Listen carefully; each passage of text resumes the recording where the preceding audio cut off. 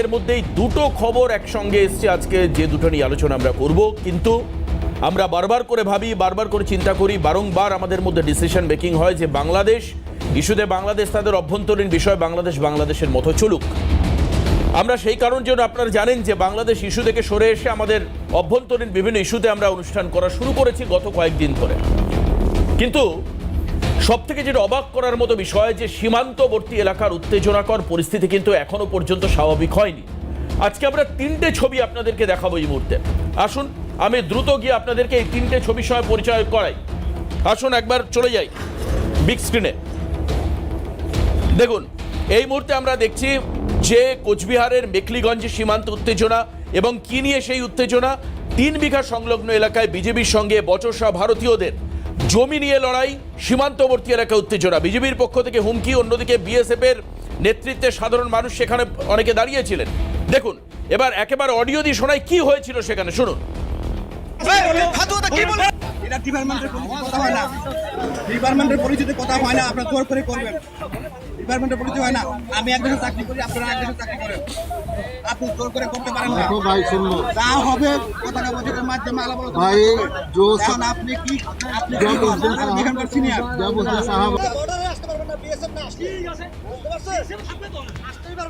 তুই কি করিব আসিম তুই কি করিব? আরে কি করিব তুই ভোটারে আসিস না বাবু, কি করিব? আর এবার আপনাদেরকে দেখাবো, এখানেই কিন্তু ফসল কাটার অভিযোগের একটি খবর আমরা করেছিলাম আজ থেকে কয়েক মাস আগে। আপনাদেরকে দেখাবো যে ক্রমাগত বাংলাদেশ থেকে এসে সীমান্তের এলাকায় উত্তেজনা ছড়ানোর চেষ্টা করছে একদল চোরা কারবারি। ডেফিনেটলি তারা বাংলাদেশি, আর বিজেপি সেক্ষেত্রে মদত দিচ্ছে। আমরা সেই ছবি দেখাই যে কয়েকদিন আগে কি অভিযোগ ছিল। কোচবিহার এলাকার একজন সাধারণ মানুষ, ওই এলাকার মানুষ, তিনি কি বলছেন শুনুন। চুরি করার জন্য আসতো, গরু মহিষ গোয়ালঘর থেকে, আর অন্যায়ভাবে ওরা নিয়ে যেত। ওদের পিছনে আমরা ধাওয়া করি, কিন্তু তারপরেও গরু পাওয়া মুশকিল। ওরা তিস্তা নদী হয়ে একদম সোজা চলে যায় বাংলাদেশ মূল ভূখণ্ডে। হ্যাঁ, তো এবার এখান থেকে দলে দলে গরু, দলে দলে মানুষ পাচার হয়। হ্যাঁ, কোন মানুষ কি ধরনের সে তো বলা মুশকিল। তাই আমরা বেড়ার ব্যবস্থা করি। হ্যাঁ, বিএসএফ আমাদের একটু মদত করে। হ্যাঁ, এই বলে আমার একটু বাধা আসছিল, শুধু বিজেপি নয়, দেশের সেবা পাবলিকও কিছু বাধা দেয়। আচ্ছা, বাংলাদেশের পাবলিক। হ্যাঁ, বাংলাদেশের। তারপর তোমরা কি করলে? তারপরে আমরা পাবলিক বিভিন্ন জায়গা থেকে এসে আমরা কাজ শুরু করলাম। বিএসএফ সহযোগিতা করছিল আমাদের। বিএসএফ সহযোগিতা করে। সীমান্ত এলাকায় উত্তেজনা কখনোই বিএসএফ বরদাস্ত করবে না, ভারত সরকার বরদাস্ত করবে না। খুব স্বাভাবিক, খুব স্বাভাবিক। বাংলাদেশের উস্কানি, সীমান্তবর্তী এলাকায় উত্তেজনা, অতি দ্রুত লাগাম দেওয়া হবে। আসুন সুখদেবপুরের ছবি আপনাদেরকে দেখায়। সুখদেবপুরে কি হলো, কি হয়েছে দেখি। সুখদেবপুরে ফের ভারত বাংলাদেশ সীমান্তে উস্কানি। উস্কানি কাদের মধ্যে? সুখদেবপুরে ভারতীয় ভূখণ্ডে দূরে ফসল চুরি করবার অভিযোগ আবারও আসলো সামনে। ফসল চুরির অভিযোগ বাংলাদেশিদের বিরুদ্ধে। আসুন ভাইরাল ভিডিও দেখাই আপনাদেরকে, দেখুন।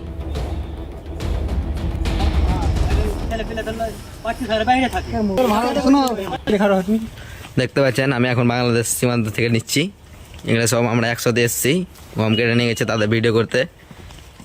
দেখুন এটা সব আমাদের ইন্ডিয়ার লোক। খারাপ মানুষের ঘুরা পড়বে না, কিছু ভালো মানুষ ঘুরা পড়বে। এই মানুষগুলো জীবনে ক্ষতি করতে আসলে যে বাগান ধরলো, ছেলে ফেলে ধরলো, বাচ্চা ছেলে বাইরে থাকে। দেখতে পাচ্ছেন আমি এখন বাংলাদেশ সীমান্ত থেকে নিচ্ছি। এই ছবি আপনাদেরকে দেখাচ্ছিলাম। অন্যদিকে আরেকটি খবর এসছে, নওদা জেলা যেখানে অনুপ্রবেশের চেষ্টা, এবং বিএসএফকে সেখানে কিন্তু গুলি চালাতে হয়, কাউন্টার করতে হয় বিএসএফকে, এবং এই গুলি চালানোর পরে অনুপ্রবেশকারীরা পালিয়ে যায়। আমার কথা হচ্ছে যে এটা বাংলাদেশ সরকার ডিসিশন নিয়ে কাউকে পাঠাচ্ছে বা ফসল চুরি করাচ্ছে তা নয়, কিন্তু সীমান্তবর্তী এলাকায় এই ধরনের উত্তেজনার যে পরিস্থিতি সেটা কিন্তু একদম টাটকা তাজা রয়েছে। এবং ক্রমাগত আমরা ব্রাহ্মণগোলা দেখেছি, আমরা সুখদেবপুর দেখেছি, আমরা কালিয়াচক দেখেছি, আমরা মেখলিগঞ্জ দেখেছি, একাধিক জায়গায় কিন্তু এই ছবিটা ধরা পড়ছে। অর্থাৎ উত্তপ্ত রয়েছে সীমান্তের পরিস্থিতি।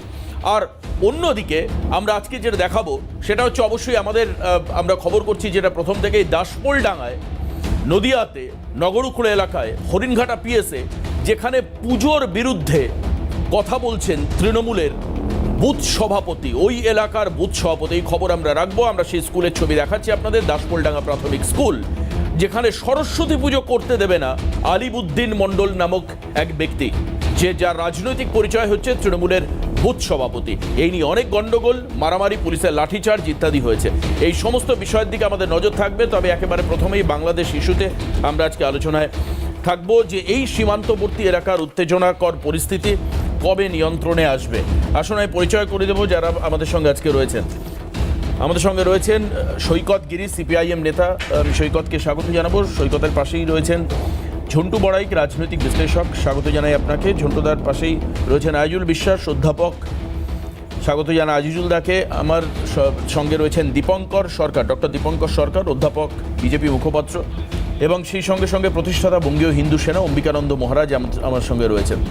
আমি অম্বিকানন্দ মহারাজ আপনাকে দিয়ে শুরু করব। ভয়াবহ কিছু ছবি আজকে আমরা কিছুক্ষণের মধ্যেই দেখাবো। শুধুমাত্র এই সীমান্তবর্তী এলাকায় উত্তেজনা নয়, খুব পরিষ্কার ছবি যেটা আছে সেটা হচ্ছে আজকে এক হিন্দু রমণী, শাঁখা পলা পরা, ভুট্টা ক্ষেতের মধ্যে তার দেহ পাওয়া গেছে। আমরা দ্রুত একবার সেই সেনাবাহিনী অফিসাররা পর্যন্ত উস্কানিমূলক বক্তব্য রেখেছেন। তার ফলে সাধারণ নাগরিক, দেখুন বাংলাদেশে শিক্ষার হার বা বাংলাদেশের প্রান্তিক এলাকাগুলোতে উন্নয়নের প্রশ্নে মানুষ কিন্তু অনেক বেশি করে ধর্মীয় গোঁড়ামিতে আচ্ছন্ন। স্বাভাবিকভাবে এই উত্তেজনা সেই সব জায়গাতেই বেশিভাবে তৈরি করা সম্ভব যেখানে সেই সচেতনতাবোধ তৈরি হয়নি। এক, দুই হচ্ছে পশ্চিমবাংলার ক্ষেত্রে বিষয়টা যদি আপনি দেখেন তাহলে মমতা বন্দ্যোপাধ্যায়ের প্রথম থেকেই স্ট্যান্ড পয়েন্ট হচ্ছে সীমান্ত এলাকায় কোনো সুরক্ষার প্রশ্নে কেন্দ্রের সরকারের সঙ্গে কোনো রকম কম্প্রোমাইজ করব না। এখানে আমার কোথাও না কোথাও মনে হয়েছে যে আপনি যদি দেখেন 2019-এর লোকসভা নির্বাচন, বসিরহাটে বাংলাদেশের একজন অভিনেতা তৃণমূলের হয়ে প্রচার করলো, ইলেকশন কমিশন তাকে শোকজ করেছিল সেই ক্যান্ডিডেটকে। তারপরে যদি আপনি দেখেন চাল, ডাল, রেশন, গরুর, এমনকি রোহিঙ্গা ইস্যু, এমনকি এই জাল ওষুধের কারবার, সেলাই, রাজ্যের শিক্ষামন্ত্রী তাকে সঙ্গে করে নিয়ে প্রচার করি। না সেটা পয়েন্ট না, আমি বলছি যত দুর্নীতির ভরকেন্দ্র, প্রত্যেকটা দুর্নীতির তীর কিন্তু সিবিআই ইডির তরফ থেকে গেছে কোথায় না সীমান্ত পাচার। এমনকি শেষ সন্দেশখালী ইস্যুতেও ভয়ঙ্করভাবে উঠে এসেছে যে বাংলাদেশে চলে যাওয়া বা বাংলাদেশে অর্থ, এই যে কালো টাকা বাংলাদেশের মধ্য দিয়ে হোয়াইট করবার একটা চেন আছে। এমনকি হিউম্যান ট্রাফিকিং এর মতন ভয়ঙ্কর আন্তর্জাতিক ইস্যু কিন্তু এই অভিযোগে অভিযুক্ত তৃণমূল। কিন্তু প্রশ্ন এখানে একটাই, যেখানে গরু পাচার মামলায় প্রথম ইন্ডিকেশন শুরু হলো একজন বিএসএফ অফিসারকে দিয়ে, যেখানে প্রথম সীমান্ত সুরক্ষা নিয়ে প্রশ্নচিহ্ন উঠলো বিএসএফ এর ভূমিকা নিয়ে, এক শ্রেণীর বিএসএফ এর জওয়ানদেরও এর সঙ্গে যুক্ত থাকার অভিযোগ সামনে এলো, সেখানে কেন এই রাজ্য সরকারের উপর ভরসা করে কেন্দ্রের সরকার তদন্তগুলো ঢিলেমি করছে? কেন এই রাজ্য সরকারের সীমান্ত সুরক্ষার প্রশ্নে কেন্দ্রের সরকারও কোনো রকম স্টেপ নিচ্ছে না? দুটো ভূমিকা পালন করা যেতে পারতো। এক, শাহজাহানের এই সন্দেশখালী ইস্যু হতে পারে, কিংবা আপনার এই জাল ওষুধের ব্যবসার যে নেটওয়ার্ক হতে পারে, কিংবা আপনার এই যে রেশনের যে দুজন বাকিবুর সহ আরো দুজনের বাংলাদেশ কানেকশন পাওয়া গেছে সেই প্রশ্ন হতে পারে। এই ক্ষেত্রগুলোতে কেন কেন্দ্রের স্বরাষ্ট্র দপ্তর, অমিত শাহ, বিএসএফ তারা কঠোর ভূমিকা নিচ্ছে না? নাকি তারাও কোথাও না কোথাও চাইছে যে সীমান্ত এলাকায় এই উত্তেজনা থাকুক, যাতে তৃণমূলও তার একটা ভোট ব্যাংকের ফায়দা নিতে পারে, উল্টো দিকে বিজেপিও তার ভোট ব্যাংকের ফায়দা পেতে পারে? দীপঙ্কর দা, ইনিশিয়েটিভ নেওয়া একেবারে খুব স্বাভাবিক। সাধারণ মানুষ চাইবেন যে সীমান্তবর্তী এলাকায় বেড়া হোক। এটা হতে পারে না যে কোনো রাজ্য সরকার চাইবে আর স্বরাষ্ট্র দপ্তর হাতের উপর হাত গুটিয়ে বসে থাকবে, বেড়া দেবো না। এটা কেন দিনের পর দিন এরকম হচ্ছে না, এটাও তো আপনি অস্বীকার করতে পারবেন না। সতীশ কুমারের নাম যে জড়িয়েছিল গরু পাচার কাণ্ডে, আমি আপনার কথাই আসছি। সৈকত বলছে, সৈকত তো সত্যি 2011 সালের আগে তো সৈকতরা ছিল। সৈকতরা জমিটা দিলে তো সেই সময় বেড়াটা হতো, তখন দেয়নি। ত্রিপুরায় জমা দিতে পারে। জমি দেওয়ার কথা 11 আগে আসেনি। ত্রিপুরায় 11 আগে জমি দেওয়ার কথা আসেনি। একটু জানতাম আমার কথা শোনো। আরে আসেনি, আমার কথাটা শোনো। এসছে তো 2015 সালে। আরে ইস্যুটা আমার কথাটা পরে ক্লিয়ার করতে দিচ্ছ না। তোমার ত্রিপুরাতে জমি দিতে পারো। হ্যাঁ, তখন তো ক্ষমতায় সরকার চালাচ্ছি। আমার সেই কথা না, ত্রিপুরাতেই জমিটা দিতে পারো। বাংলায় জমি না দিলে তোমরা সরকারের বিরুদ্ধে গিয়ে একটা আন্দোলন করেছো। আরে অদ্ভুত, আমরা কেন আন্দোলন করব? আপনি করে ফেলে গেলা পাচ্ছেন। আমরা এই রাজ্যে তৃণমূলের বিরুদ্ধে ব্যবস্থা নেবেন না, তার দায় আমাদের। আপনাদের উপরে সেটিং থাকবে, তার দায় আমাদের। তৃণমূলকে আপনারা, আরে আপনি ভুল তথ্য দেবেন কেন? আমার খুব অবাক লাগছে আপনারা বলেন যে বামেদের কফিনে পেরেক পোতা হয়ে গেছে। সেই বামেদের আন্দোলন কেন বিজেপি দেখতে চাই? আমরা বিজেপি দেখতে চাইছে না।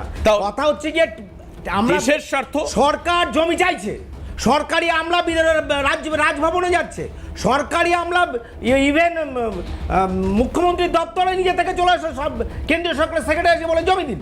জমি দিচ্ছে না, জমি দিচ্ছে না বলা যাবে না। স্বরাষ্ট্র প্রতিমন্ত্রী এবার ছিল এই রাজ্য দ্বিতীয় থেকে একটা- আপনার নেতা নিশীথ দ্বিতীয়- প্রামাণিক। দ্বিতীয় একটা কথা, আপনার এই রাজ্য থেকে 2-3 আরে করে হাত সই- মন্ত্রী ছিল, তাতে কি হয়েছে? তা আপনারা স্বরাষ্ট্র প্রতিমন্ত্রী নিয়ে এই জমি রাজ্যকে রাজ্যে জোর করে সুরক্ষিত নেওয়া যায় করবেন না। না। আরে রাজ্য কেন একজনও BSF একজন থেকে জমি তৃণমূল নেতা খুঁজবে। গ্রেপ্তার হবে না? আরে BSF থেকে কেন জমি খুঁজবে। তৃণমূলের আরে ক্যান্ডিডেট সরকার বাতিল পড়াশোনাটা হয়নি? করো। বসিরহাটে যে পড়াশোনাটা তৃণমূলের করো। ক্যান্ডিডেট BSF বাংলাদেশ থেকে জমি অভিনেতা খুঁজতে নিয়ে পারে না। প্রচার করলো, CRPF তাকে কেন জমি খুঁজতে পারে না। এটা কমিশন খারিজ পড়াশোনাটা করেনি? করো।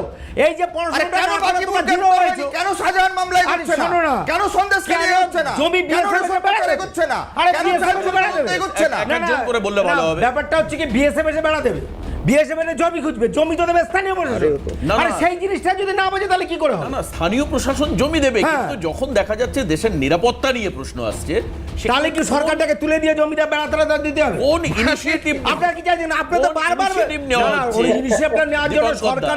সরকার থেকে বারবার আবেদন করা হচ্ছে রাজ্য সরকারকে, আর রাজ্য সরকারকে আবেদন করা হচ্ছে, রাজ্য সরকার আর আবেদন BSF কে সরকার জোর মানছেন করে না, নেবে। আপনারা হাত গুটিয়ে বসে রয়েছেন। আমরা হাত গুটিয়ে বসে থাকবো কেন? আমরা মানে আমরা যেহেতু আবেদন- তৃণমূলের- এছাড়া যেহেতু তৃণমূলের- তাহলে সরকারটাকে তুলে দিতে হবে। যেহেতু তৃণমূলের তাহলে 29টা সরকার সাংসদ থেকে রয়েছে, তুলে দিতে সমস্যা হবে। হচ্ছে তার জন্য। সরকারকে তুলে দিতে হবে। না, তুলে দিয়ে এটা- তাহলে জমি নেবো, এটা কি ঠিক আছে। তৃণমূলের না, 29 ঠিক জন আছে, আপনি সাংসদের জন্য সাজেশন problem দিলেন। হচ্ছে? আজকের জনগণ দেখলো, তাহলে সেটা নিয়ে মানবে যে আপনারা বলছেন সরকারকে, পশ্চিমবঙ্গ সরকারকে তুলে দিই, BSF এর জমি খুঁজুক, BSF এর জমি দেবে। এটা হতে দ্বিতীয় পারে একটা কথা কখনো? শুনুন, যে হ্যাঁ, কাঁটাতালে এবার যে হ্যাঁ। বিষয়টা আসছিল, যে কাঁটাতালের বেড়া দেওয়া হলে সেই এলাকায় নিরাপত্তা সুনিশ্চিত হতো, আমরা সর্বদা চাই। এবং বাংলাদেশি নিয়ে যে সমস্যাটা হচ্ছে, আজকে যে কথাটা হচ্ছে, বাংলাদেশে অত্যাচার কারা করছে? অত্যাচারিত হচ্ছে বাংলাদেশ সংখ্যালঘুরা, আর এখানে পশ্চিমবাংলায় যারা সংখ্যালঘু সেই ভেগধারী, হ্যাঁ, একদম। তারাই অত্যাচারটা করছে। আর এই কথাটা সরকার বলতে দেবে না বলে ডিস্টার্ব না, শুধু সংখ্যালঘু এবার না, বললে ভুল হবে দীপঙ্কর। আমি- সেই সংখ্যালঘুদের মাথায় মাথায় যদি যারা বসে আছে, রাজনৈতিকভাবে বর্তমান রাজ্য এই যে সরকারের বলছে, শাসক দলের আশীর্বাদ রয়েছে, আমি কিন্তু এই যে বাইকও বলছে দেখাতে যে পারি, দুধের গাই, আমি এই তাদের বাইকও কাছে দেখাতে পারি, দুধের গাই। মুসলিম রমণী, আমার বললে না বললে অন্যায় হবে, মুসলিম একজন মহিলা ওই স্কুলের কোন এক ছাত্রের মা, সে তিনি বলছে কালকে পুজো হোক। পরিষ্কার বলছে সরস্বতী পুজো হোক। একদম শুধু না, আমি নাম দিয়ে আমি কেন বলছি, বলতে যাবো যে আমি নাম মুসলিমদের দিয়ে সব বলছি না, মুসলিম খারাপ? নামটাও বলছি যে কেন উনি বলছেন। ওখানে যারা আছে, ভোলানাথ দাস স্থানীয় বাসিন্দা, সঞ্জয় সরকার অভিভাবক, ছাত্রীর বাবা, সে বলছে এখানে হোক। এখানে বলতে চাইছে 150 বছর, এক্ষুনি 150 আমি বছরের কথা আমি আছে। আপনাদের বিধায়কের এবার কথা বলছি, 150 অসীম সরকারের কথা বলছি। অসীম সরকার এলাকায় গেলেন, ওনার আজকে আমরা যে বাইট পেয়েছি সেটা অরিন্দম চালাতেও পারে এখনই, কিন্তু ব্যাপার হচ্ছে এই অসীম সরকার বলছেন যে স্কুল কর্তৃপক্ষের উপর আমরা ছেড়ে দিলাম, আমরা নিমন্ত্রণ করতে পারি হিন্দু মুসলিম সবাইকে, যে ফান্ড লাগবে খিচুড়ি খাওয়াতে বা প্রসাদ খাওয়াতে সেটা আমি দেবো, কিন্তু প্রশাসনকে বলে বা ইনিশিয়েটিভ নিয়ে, আমাদের তো আপনাদের বিজেপির সমস্ত নেতার পাশে 4-5টে রাইফেলধারী CISF জওয়ান ঘোরে সব সময়। আমার কথা, সেই CSF জওয়ান দাঁড় করিয়ে ওই স্কুলে, না না আপনার না ঘুরলেও অনেকে, তাহলে আপনি বললেন সব নেতার ভাষায় বলে দিলেন। আপনি তো হ্যাঁ, ঠিকই আছে, নেতা নন, ঠিকই আছে। আপনি তাহলে বুঝতে পারছি। নেতা না? আপনি এবার তো- বলুন তারপরে। আপনি তো লেম্যানশিপ, আপনি সাধারণ মানুষের প্রতিনিধি। আমার কথা হচ্ছে যে আজকে সেই CISF জওয়ান দাঁড় করিয়ে সরস্বতী স্কুলে পুজো করাতে পারবো, এতটা গার্ডস নিয়ে কিন্তু অসীম সরকার বলতে পারলেন না আজকে। সেটা তো আজকে সম্ভব না। পুলিশ প্রশাসনের বাইশ তিনি কি বলতে যেতে পারেন পারেন না, আমি আপনাকে কেন? শোনাতে পারি। তিনি বলবেন কেন? আমি বাইট শোনাতে- এলাকার বলবেন লোক কেন? না কে চাইলে করবে? পুজো হবে না।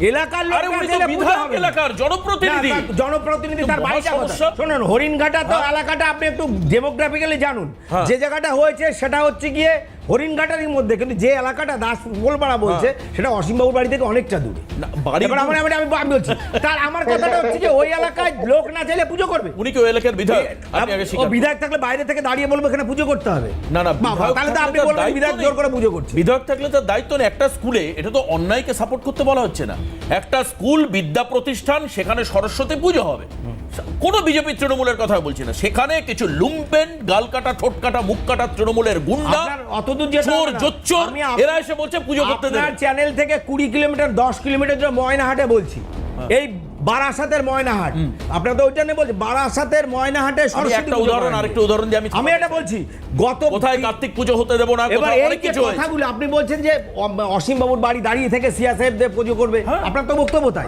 CSF আপনি জানেন যে ওখানকার টিআইসি নিরাপত্তার অভাবে পালিয়ে বেড়াচ্ছে, বাড়ি থেকে পালিয়ে বেড়াচ্ছে, আপনি জানেন পালিয়ে বেড়াচ্ছে কাশিরাম বর্মন, তার ছেলে আতঙ্কে ভুগছে। আমি একটা বিরতির পর ফিরে আসবো, কিন্তু আমি চাই, এটা আমার মানে পছন্দে, আমি আগে আজিজুল দাকে জিজ্ঞেস করবো, তাহলে উত্তর দিতে ঝন্টুদার সুবিধা হবে। প্লিজ ঝন্টুদা, আমি আপনাকে লাস্টে জিজ্ঞেস করবো এই কারণের জন্য, কারণ উত্তর অনেক কিছু পাওয়ার আছে, কিন্তু বিরতির পর ফিরে এসে আপনাদেরকে দেখাবো যে একদিকে একটু আগে আমরা দেখছিলাম যে একদিকে হচ্ছে সরস্বতী পুজো না হতে দেওয়ার জন্য চিৎকার হুমকি একজন সংখ্যালঘু করছেন, অন্যদিকে বাংলাদেশের মাটিতে দাঁড়িয়ে দুর্গাপুজো হতে দেব না বলে সেখানকার সংখ্যাগুরুরা মিছিল বার হচ্ছে।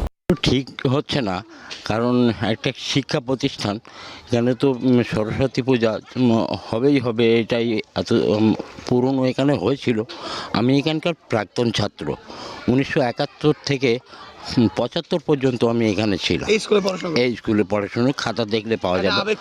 হ্যাঁ, পূজাটা যাতে হয়। বাধা দেওয়াটা উচিত নয়, কারণ শিক্ষা প্রতিষ্ঠানে হিন্দু মুসলিম সবাই উভয় সব ছাত্রছাত্রী আছে। সেক্ষেত্রে আমার ব্যক্তিগত হিসাবে বলছি, সেটা বাধা দেওয়াটা উচিত নয়। না, এটা পুজো হোক 1-2 দিনের, কারোর কোনো যেন অসুবিধা না হয়, সুন্দর পরিবেশে। যার ধর্ম তার কাছেই থাকবে, কিন্তু একটা অনুষ্ঠান চলে গেলে আবার যে যেখানে সে সেখানেই থাকবে। কিন্তু মিলে একসঙ্গে অনুষ্ঠান অবশ্যই একসঙ্গে থাকবে। দুর্গাপুজো তো দেখা যায় সবাই আনন্দ ফুর্তি করে। বা এখন আর ওই সাম্প্রদায়িকতাটা ভাবলে তো হবে না। সবাই আমরা বাচ্চা কাচ্চা একসঙ্গে থাকি। ঈদের সময় যেমন ছুটি পাই, আমরা মুসলিমদের বাচ্চারা ছুটি পায়, তার সঙ্গে তো হিন্দুদের বাচ্চারাও ছুটি পায়। তাহলে আমরা সবাই তো একই না। এই যে সম্প্রীতির যে বার্তা ঝন্টুদা, যেটাকে বুকের মধ্যে আঁকড়ে রেখে ভারতবাসী বাঁচার চেষ্টা করে প্রতি মুহূর্তে, সেখানে এই ধরনের অভব্যতা অসভ্যতা নিয়ে আলোচনা কেন করতে হয় আমাদের? সেইটাকে সিকিউর করছে না। আমি একটু শোনাই যে অসীম সরকার স্থানীয় বিধায়ক, তিনি কি বলেছেন কালকের ঘটনার পর। কালকে তিনি রাত্রে গিয়েছিলেন, তবে একটা কথাই যে পুলিশ প্রশাসনের কথা যেটা ঝন্টুদা বলছেন, উভয় ক্ষেত্রেই হরিণঘাটা পিএস এর পুলিশ তারা লাঠি উঁচিয়ে যারা উগ্র এসছিলেন গন্ডগোল করবার জন্য স্কুল চত্বরে, তাদেরকে হটিয়ে দেন এলাকা। না না, আমি বুঝতে পেরেছি। আমি পুলিশের ভূমিকাটা বলে দিই, পুলিশ একদম নিষ্ক্রিয় ছিল এটা নয়। হরিণঘাটা পিএস যথেষ্ট অ্যাক্টিভ মুভ করেছে, এটা আমরা দেখেছি। কিন্তু এই মুহূর্তে শোনাবো বিধায়ক অসীম সরকার, তিনি কি বলছেন, শুনুন।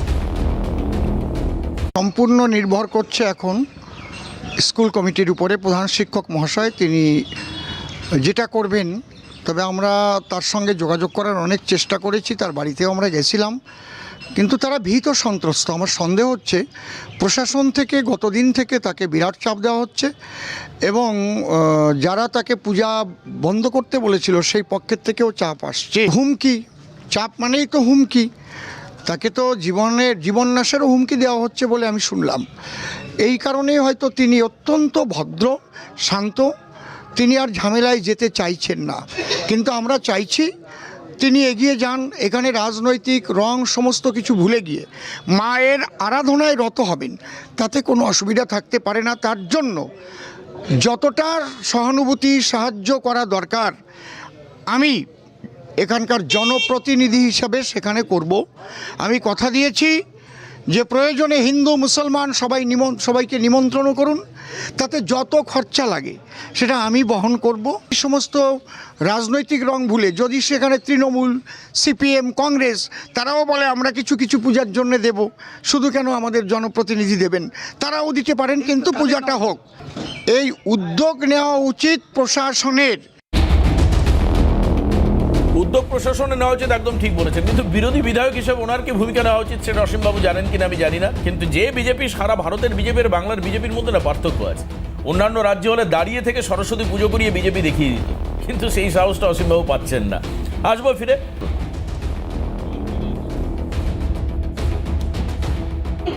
আপনারাও আসবেন। আমি তো মুসলিমদের তোষণ করি, 100 বার যাব। যে গরু মুক্ত হয় তার লাঠি খাওয়া উচিত। আমি কিন্তু ইফতারে যাচ্ছি, আপনারাও আসবেন। আমি তো মুসলিমদের তোষণ করি, 100 বার যাব। যে গরু মুক্ত হয় তার লাঠি খাওয়া উচিত। ফিরহাদ হাকিম রাজ্যের পুরমন্ত্রী বটে, ডেফিনেটলি তিনি কি বলেছেন এই নিয়ে প্রশ্ন করায় শোনাবো একবার, শুনুন। আমি শোনাবো যে ফিরহাদ হাকিমের বক্তব্য, কারণ এই যে দলের গতকাল এই বক্তব্য এসেছিল এবং আমরাই প্রশ্ন করেছিলাম এই স্কুলের বিষয় নিয়ে। আমার কথা হচ্ছে সমস্ত এই যে পুজো হবে কি না হবে, একটা মিডিয়া কন্টিনিউ প্রচার করবে, তারা কন্টিনিউ খবরের মধ্যে থাকবে, তারপরে প্রশাসন নড়বে চড়বে। যদিও পুজো হয়, তার কোনো ব্যক্তিগত উদ্যোগ থাকবে না। কি বলেছিলেন ফিরহাদ হাকিম গতকাল, শোনাবো আপনাদের, শুনুন। তৃণমূল কংগ্রেসের স্থানীয় বুথ সভাপতি হরিণঘাটার এক প্রাথমিক স্কুলে সরস্বতী পুজোতে বাধা দিয়েছে, তাই নিয়ে একটা উত্তেজনা তৈরি হয়েছে। দেখেন, একটা কে বুথ সভাপতি সেটা আমি কি চেনার কথা? যা নিয়মের মতন চলবে। কে বুথ সভাপতি কে আছে? লাখ আছেন, কোথায় বুথ সভাপতি সেই নিয়ে কি যায় আছে? যা নিয়ম আছে সেটা চলবে, বাদ বাকি পুলিশ দেখবে। ঝন্টুদা, আমি আপনাকে দিয়ে শেষ করবো আমার একটাই প্রশ্ন। তাহলে দেখুন, খুব সহজে দায়িত্ব ছেড়ে ফেলা যায়। কত লক্ষ লক্ষ বছর আমি কাকে চিনি, কে তৃণমূল, আমি তো চিনি না। এটাই তো কৌশল, এটাই কৌশল, এটাই কৌশল। যে কৌশল বুদ্ধবাবু ওই সময় কিন্তু একদম রিয়াল পলিটিক্সটা করেছিল, তিনি সমস্যাটা বুঝেছিলেন।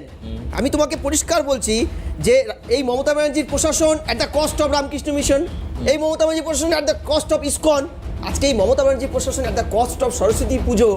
এখানে যে একটা সম্প্রদায়ের ভোট ব্যাংকের খাতিরে একটা বায়নারি তৈরি করে সমাজের যে ক্ষতিটা করছে, আমি বলছি এই সামাজিক ক্ষয়টা, এই ক্ষয়টা হয়তো আমরা পরবর্তীতে ফিরে পাবো না। কারণ বিশ্বাসের আবর্তটা ভেঙে গেলে তৈরি হয় না। তৃণমূল চলে যাবে, নতুন কেউ আসবে, তারাও চলে যাবে, কিন্তু যে ক্ষয়টা মানুষের মধ্যে ঢুকিয়ে দেওয়া হয়, সেই ক্ষয় হয়তো আমিও ইনফেক্টেড হয়ে যাব ভাইরাসের মতো। বাচ্চারা তো হচ্ছে, হয়ে যাবে। বাচ্চাদের কাছে সবচেয়ে বড় প্রশ্ন আমরা চাইছি সব স্কুলে হবে, কেন আমাদের স্কুলে পুজো হবে না? যারা বলছে বিচ্ছিন্ন, আমি বলছি এই ভাইরাস কালকেও যদি আরো 10টা জায়গায় একটা স্কুলে যদি বেশ, আজকে এখানে শেষ করবো, আজকের হাতে একেবারে সময় নেই। আমি অনেক ধন্যবাদ জানাবো আজিজুল দাস, সৈকত গিরি, দীপঙ্কর সরকার, অম্বিকানন্দ মহারাজ ছিলেন, ঝন্টু বড়েক। আমি সবাইকে ধন্যবাদ জানিয়ে শেষ করব। এটাই আমি চাইবো যে সম্প্রীতির জায়গায় দাঁড়িয়ে এই স্কুলে পুজো হোক এবং আগামী দিনে এই ধরনের বিচ্ছিন্নতাবাদ, এই ধরনের ডিসক্রিমিনেশন সমাজে